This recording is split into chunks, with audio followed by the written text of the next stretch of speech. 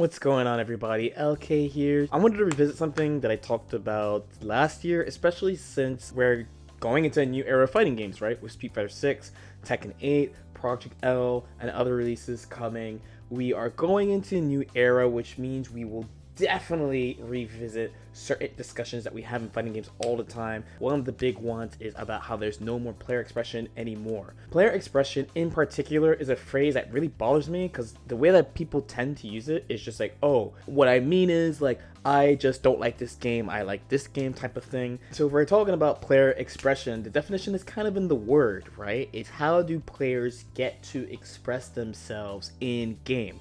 A lot of games from like the Street Fighter 5 era, but then low-key also in the Street Fighter 4 era, were accused of removing player engagement, having no player expression, etc. In my opinion, there are three. There are two that are pretty obvious, and there's one that's less obvious, but extremely important. In my opinion, more important than the first two. So, shoutouts to Athletic Greens for sponsoring today's video. So, you guys may or may not know this, but before I started to pursue gaming full-time, I had some problems managing my nutrition. So even after I started, it was easy to get lost in the sauce of like the fitness world. There'd constantly be like a new herb or mineral, super thing, whatever that people would be talking about, and you had to take it for whatever reason. Wellness, gut health, focus, whatever.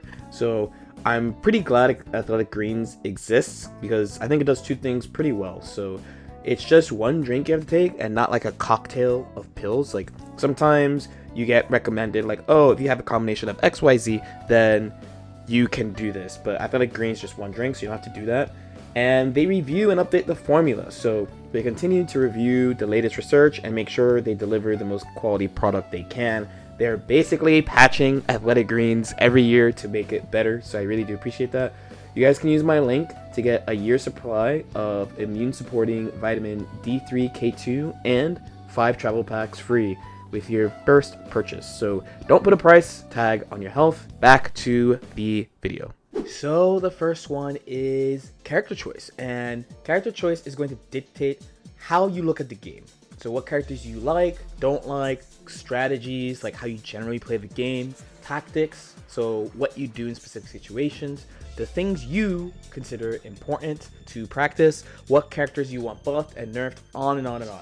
The character choice thing actually really matters, and I actually have DBFZ here because this game actually got a lot of flack for a lot of characters being very samey, very homogenous when the game came out. I mean, I've gone as far as saying, and I do believe this game is actually Bardock fighters, not Dragon Ball fighters. So many characters in this game have just stuff that Bardock has.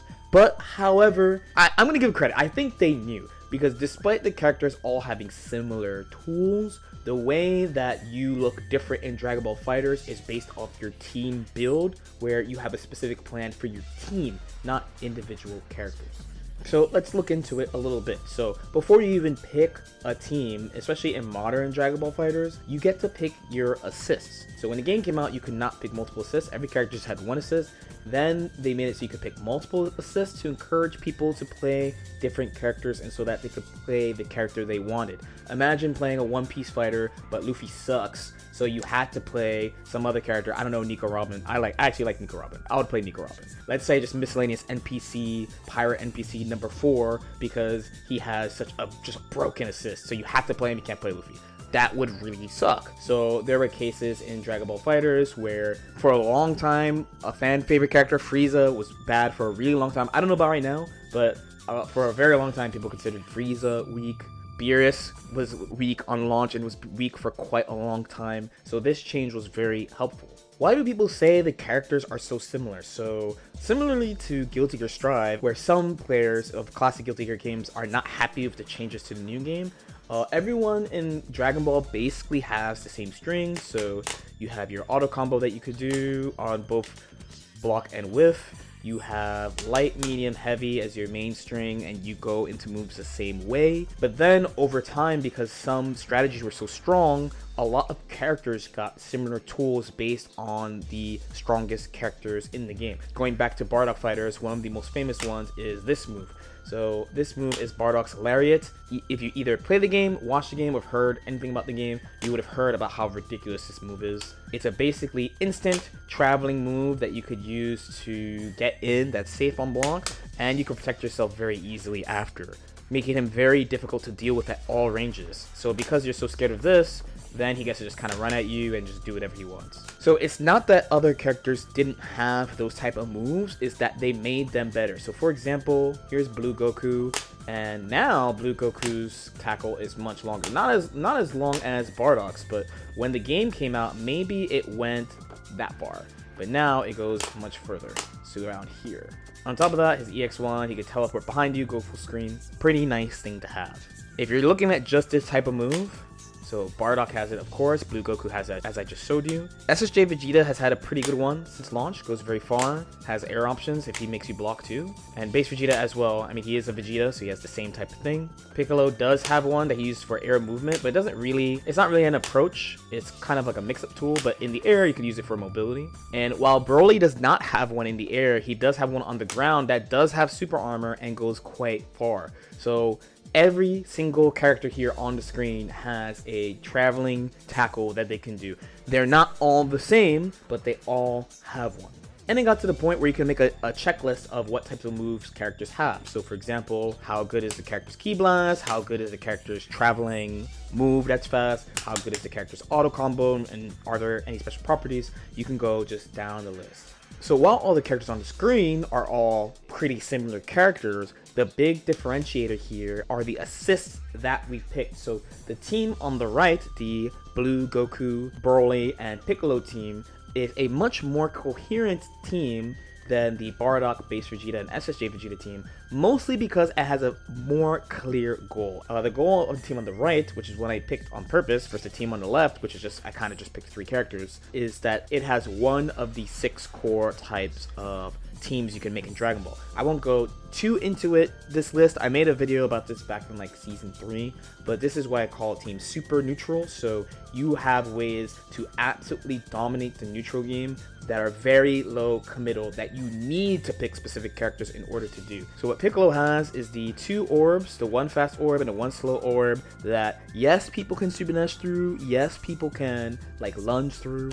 So here, for example, you can definitely just super dash through that, but you have to do it. And it's not like I have to do stuff. I could just let the orbs play neutral for me because they track, and I'll just slowly wait for you and pull up when I want to.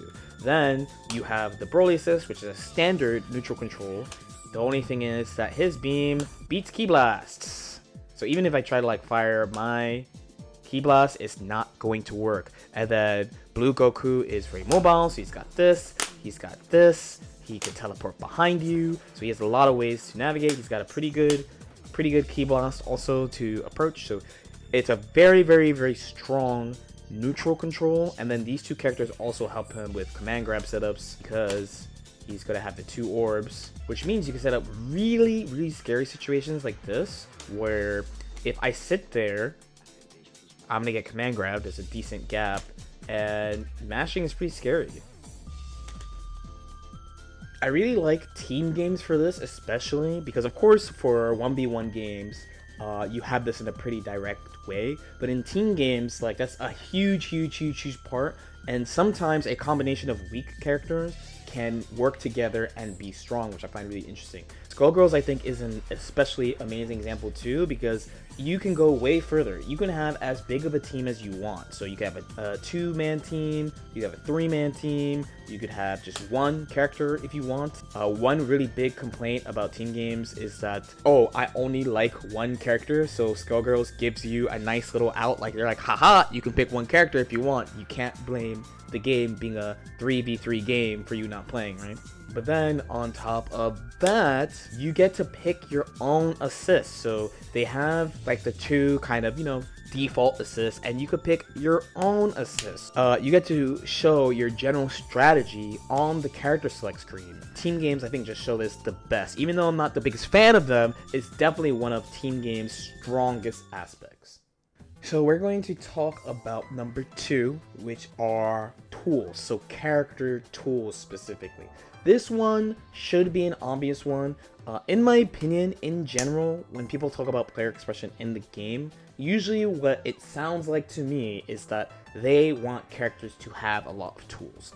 And I think this one's very straightforward and makes sense. The logic being, if I have a lot of tools, that means I could do a lot of stuff. I could do my own thing and show off my strategies and tactics my own way. It makes a lot of sense, and I definitely feel like you feel this way more early game than late game. And what I mean is over the course of the game's life itself. Also, of course, it depends on the game. With Guilty Gear, I'm in Xrd because in Xrd, the characters have more tools, like straight up just more moves, more stuff than characters in Strive. But I want to use an example I've used before, which is the Gatlings. So the Gatlings are what Guilty Gear calls their chain system. It's like a magic series. It's kind of like what I showed in Dragon Ball FighterZ, where you can go from weak attacks to strong attacks, and then there's like a special 5th button called Dust at the end. So you could do punch, kick, slash, heavy slash, dust. That's the general thing. Now, I know this is a pretty unpopular take. Most people don't like when I say this, and many people don't agree with me. From myself playing and also watching, studying, learning from other players, there's 2 things about Gatlings in this game. One, all characters have different Gatlings. So while everyone has the same basic chains of going from punch, kick, slash, heavy slash, dust. Actually, I'm already at 1. So what's funny is that because I didn't play Baiken in Xrd, I played Milia, and then I played a very little bit of the enemy of this game, Elfelt, and I played some Johnny because I was learning him to fight Elfelt. Every character has punch, kick, slash, heavy slash, dust, but what I did with Milia was punch, kick, slash, heavy slash, sweep, which is just like Milia brain. You would do 5H into sweep, but Baiken cannot do this. I cannot do 5H into sweep. I have to go into her standing dust. So the first point was that everyone has different Gatlings, right? So you're going to have to think about how to use these Gatlings and where it's going to affect your choices for what you press, because since you can't really delay cancel things in this game, so here I'm going to do close slash 2S, right? But if I try to delay, I can't really do it. When Strive, I would get this delay cancel at this speed. So what this means is whatever buttons you press, you really have to press them with intent for the situation. Which means for a lot of situations, you would do just short, specific strings, not really go through your whole chain. Especially because of system mechanics like faultless defense, which would like push you away. If you try to do a string like that, you would get whiffing like really quick, and then someone would punish you. So you would have to make sure your string was very tight. In general, at higher levels of play, there are some exceptions, but you'd usually see like 2, maybe 3 buttons into some type of special move or some type of like option, like jump canceling or something. So with Milia, a really common one, because she's actually not known for like heavily rushing you down, like say Leo or something. One that I use a lot with 25 meter that I found incredibly powerful was this. This is 2P into S disc YRC. So the idea is that if this is plus on block is +2, and her throw is really good. Her throw is game winning in this version. But like I said, you can't really delay your strings. You do have some other options against like delay mashing, like 6H. So I would do this type of string. And in the case my opponent tried to either immediately mash or slightly delay mash, this would actually hit them and this would knock them down, or this would hit them and I could confirm into a combo of my choice. If I wanted to hit some later timing, I would use this. Here, I'm incredibly advantageous on block. I get to see what they're doing. If they delay their mash, I just hit them straight up. And because it's so delayed, it kind of discourages them from pressing a button. So I can pull up, and this is basically instant. And in the case I catch them jumping, I either catch them like that, so I still have the frame advantage, or I'll get them here, which gives me a ton of frame advantage, or I'll hit them. It just depends on their timing. So it's a pretty strong tool that I use a lot successfully. But even Gatlings aside, this game has a ton of stuff between, there's no slowdown on air dashes, which I agree, it's actually something I don't like. You get to retreat more of air backdash, again, actually something I don't like about Strive. I don't like most characters' air backdash. And if you look at any character's move list, and you know what, we're gonna keep the Japanese version on here, honestly. This is the only version I have, but this makes it better. Look at the move list, like there's just a lot more moves. Command normals, special moves, moves with follow-ups. These moves are all follow-ups. to Baiken's various special moves here. And then Milia, you have things like Bad Moon, Turbo Fall, Disc, Lush Shaker that has different properties, Hair Car, which we're familiar with, Roll has follow-ups, Pin, In the Air, S and H, Garden. She has just more stuff in this game too. And on top of that, usually the games that have a lot of tools, also the characters are like really strong, and it's fun to feel strong. I definitely do agree with people that like some of the games where everything's balanced around minus frames, you may not necessarily feel strong with like an average character. Like you have to play a good character if you want to feel good. However, as far as from a player expression perspective, giving people a lot of tools, I think people just need to say it. That's what we want. That's what you want. You want a lot of tools. You want to be able to mess around, come up with crazy combos using all the things that the game gives you. And I think that's perfectly fine. I just think people have to just outright say it rather than going like a weird way and being like, oh, this game doesn't let me express myself without really explaining. It's just a weird feeling. That's always the feel that I got from when people say that about certain games, like Grand Blue, for example. So the last one, in my opinion, is by far the most important one, but it is the one that doesn't really get talked about, and it is about selection. So what do I mean? It is about the actual choices you make in the game while you're playing. For some reason, this is like the secret one that no one ever discusses, but I mean, besides me, because I made a video about this before. I really try to hammer this home, but this one is by far, in my opinion, the most important, because you are not going to make the same choices as another player on the same character. And ideally, the game encourages you to do that. How does the game encourage you to do this? There's like two main ways outside of the things we talked about above of character choice and the tools the game gives you. One is about resource and how the game and what the game lets you do with resource. So I'm on Strive here because it's pretty good at this, because you have various ways of using meter between PRC, red Roman cancel, defensive Roman cancel, purple Roman cancel, the one that's on whiff, as well as being able to do it on different speeds. Between the different ways you can use the meter, and there's also super that I didn't mention because it's not a typical, it's not like a cancel thing. Different people will spend the resource in different ways depending on the situation, and different things have different cooldowns, so there's different consequences for using them. So it's really important to be able to use your meter the right way so that you're like a threatening opponent. But the other one that's really important, and to be honest, it's the most important, and Guilty Gear Xrd changed my mind about this, because I used to actually have a different opinion about this, is this. Just this. So what? If you don't know this character, Baiken, in this game, one of her actual main weaknesses, even though I think she's an incredibly strong character in this game, is she's not good at confirming ground hits, especially on standing opponents. So this is gonna miss, this doesn't combo, this doesn't reach. That means I have a situation that is extremely common in older Guilty Gears. Even though there's some characters in older Guilty Gears that don't follow this rule, I'm going to talk about this a little later. Many characters in classic Guilty Gear don't always get combos off all their hits, or it can just be hard to get a good combo off a certain hit, which means you're going to either go into a scramble situation, or you need to be like, if I do this to Happy Chaos and I can't do a combo, what do I do? Do I do this and then create a situation off this? Do I take the minus and we play the space game? Do I do this and then dash and see what happens? Do I do this and back off? Do I do this and jump? There's a lot of things that could happen. It is not until you're pretty deep in the woods that you'll go in and build this situation for each one of the moves that happen against each character you play. For a long time, you're just going to do a general core couple of things that you'll do to all characters, but the main thing is you're not going to do that the same way. And if you can't combo up all your hits, that will mean you get to make more and more choices in a match, as opposed to something like this.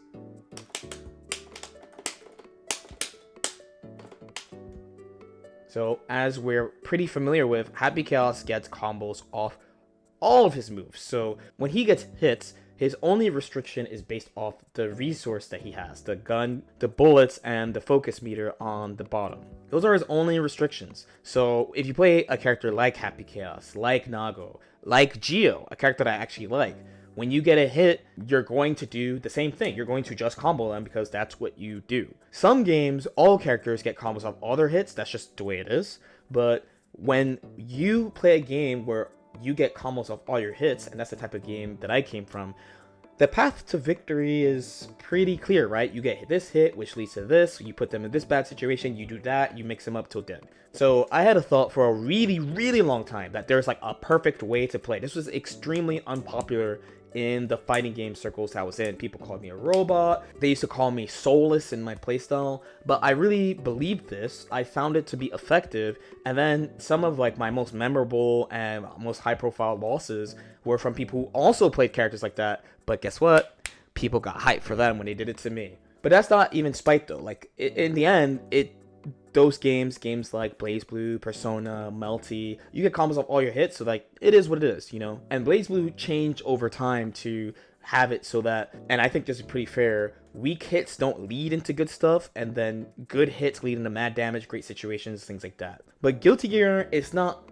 common. Like if you're talking about Exord, Milia generally doesn't get combos off all her hits. She has to jump in on you, air versus air you, or hit you crouching so that she can get the Digitalis knockdown, where there are some characters like Johnny or Elfel or Raven that get combos off all their hits. So that's my breakdown of it. Let me know what you guys think. This, again, it comes up usually after like new patches, new games drop, and I think this one's important because this year we're having multiple new games coming out, and I think it's going to be a discussion that happens again. So I wanted a nice clean video with much less salt in the video to talk about my thoughts. As usual, let me know what you guys think in the comment section below. Like and subscribe if you guys feel like it. And I'll see y'all next time. Peace out.